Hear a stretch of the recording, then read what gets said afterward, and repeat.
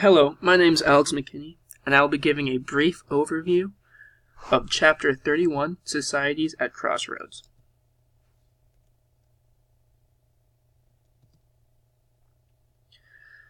The Ottoman Empire slowly began to decline. Military decline was a major issue during that time period. One reason for the military decline was a breakdown of discipline. The Janissaries began to throw palace coups and mutinies.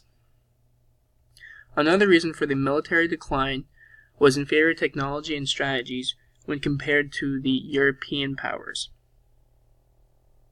This loss of military power resulted in a poor central government and allowed provinces to slowly break away. On top of that, the Ottoman Empire also suffered territorial losses. Russian and Austrian forces began to chip away at the borders of the Ottoman Empire. Most notably, though, was Napoleon's assault on Egypt. While the assault itself failed, it destabilized Egypt and allowed Muhammad Ali, the general at the time, to take over. The Ottoman Empire also suffered economic difficulties. British textiles strained the Ottoman craftsmen and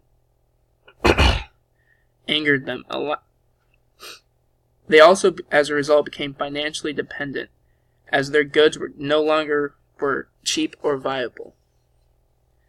This led to a loss of administrative control as the foreign powers began to control it. The capitulations were a trade agreement between the Europeans and the Turks.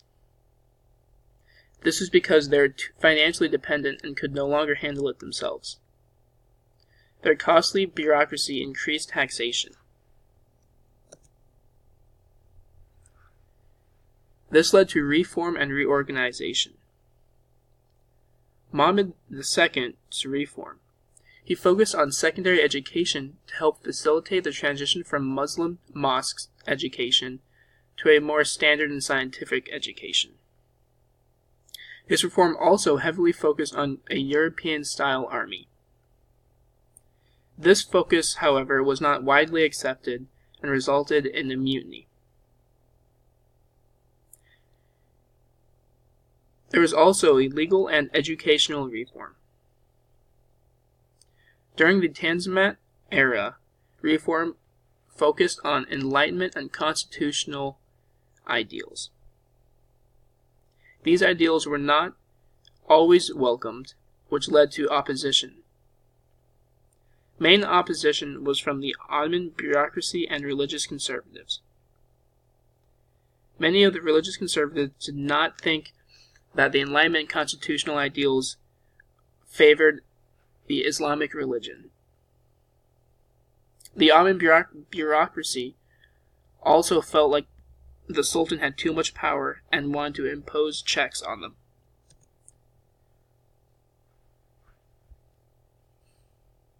Reform and repression was also a common theme. Abdul Hamid II was the Sultan at the time, and he suspended the constitution and overthrew the bureaucracy.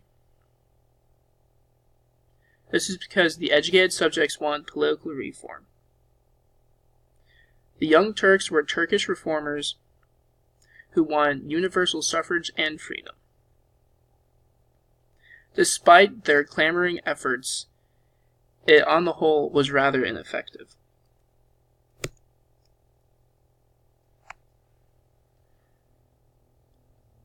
Russia was expanding its territories and led to the Crimean War. This was against European powers, Great Britain, France, Ottomans, and Sardinia. While the Russians could handle their own, they could not take the combined power of the Western European front. They were not competitive in terms of technology and resources. This led the Russians to reconsider their policies. One reconsideration was the emancipation of the serfs. This led to the Emancipation Manifesto led by the Tsar Alexander II. They wanted to free the serfs because they felt that this current system hurt economic development. There was also political and legal reform. The Zemstvos were elected district assemblies. These district assemblies were created to help combat local health, education, and welfare issues.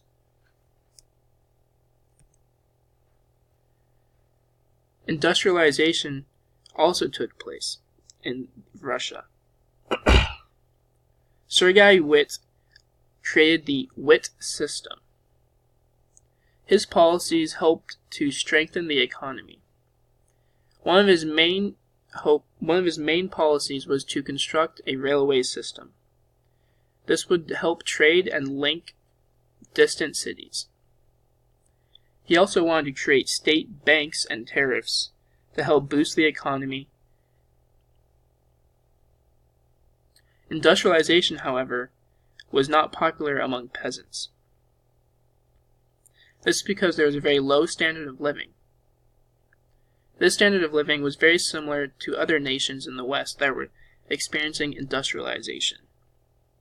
This meant that they had poor working conditions, were subjected to long hours with low pay, and as a result suffered and oftentimes revolted.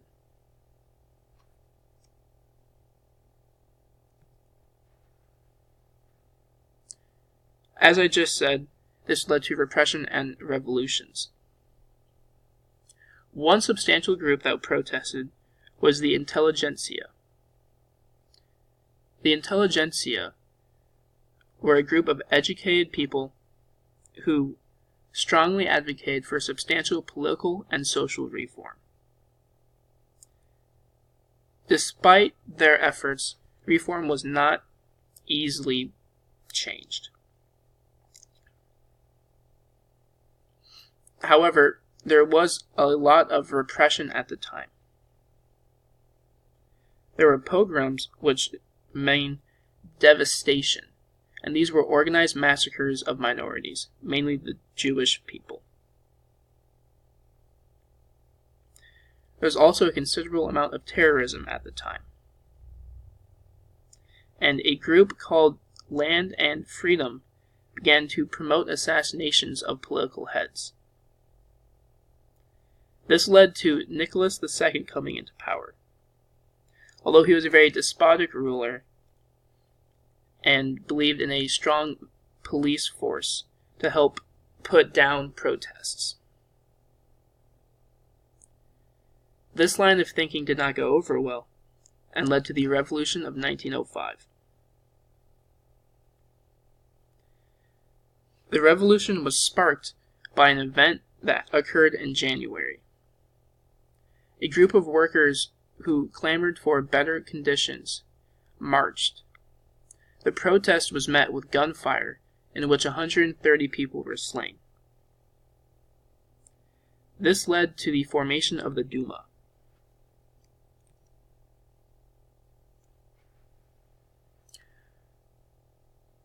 Opium War and unequal treaties. Opium trade was a large business and hurt China in many ways.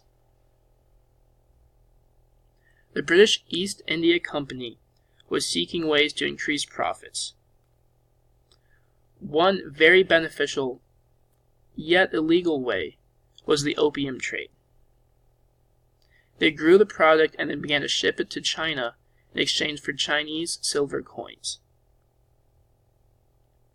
While this was extremely profitable for a time, China began to change and want reform. In an attempt to expunge the illegal trade, Lin Zexu was tasked with shutting down the trade and seized many chests of opium.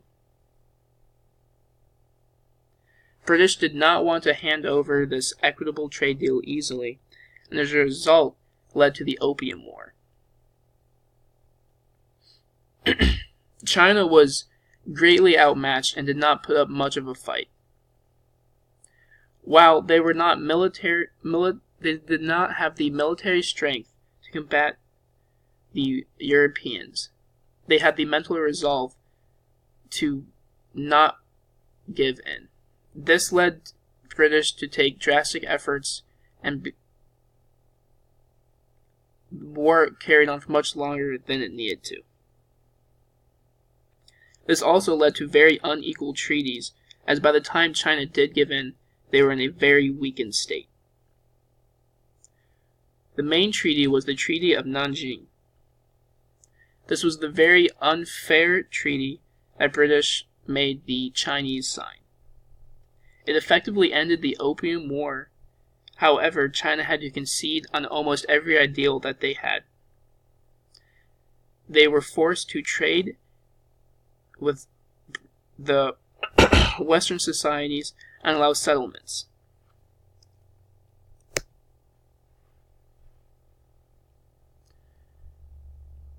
Many of the unrest during the time led to the Taiping Rebellion. The Taiping Rebellion was inspired by a schoolteacher named Hong Xiquan. He was the figurehead and helped start the Taiping program, which sought radical transformation of the Chinese society. Through the Taiping program, there was an abolition of private property, foot binding was to be ceased, and it promoted education.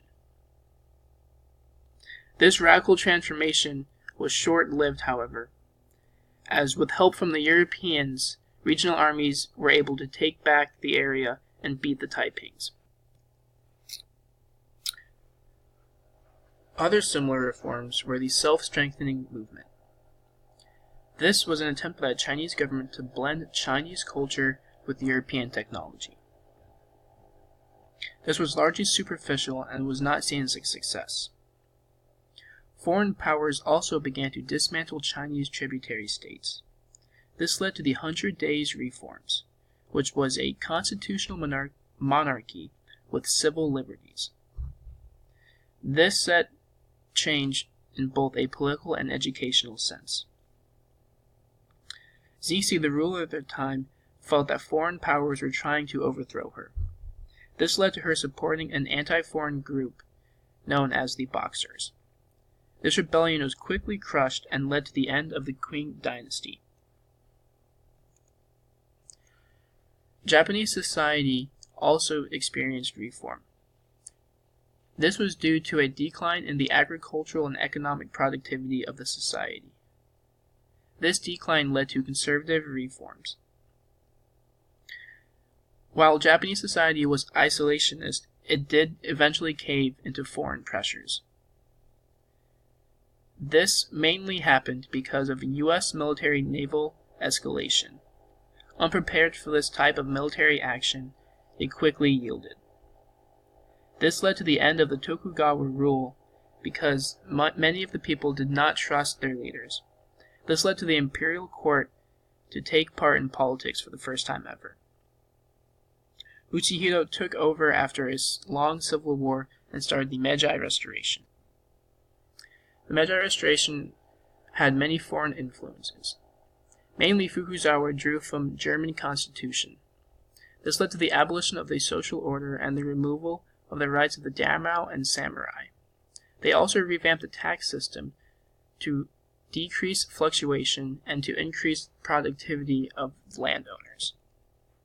A constitutional government known as the Diet was also installed. This was composed of a House of Nobles and an elected lower house. However, restricted voting ensured only a select few made it to the lower house. The economy was also remodeled and became an industrial powerhouse. The zaibatsu, which are similar to American trusts and cartels, became prominent. They are, however, usually organized around one central family. The economic development came at several heavy costs, though. These came in the form of both social and political costs. Heavy taxes hurt the servants, and malnutrition and infanticide also decimated rural areas. This led to some lower-class upheaval and discontentment. Thank you for watching.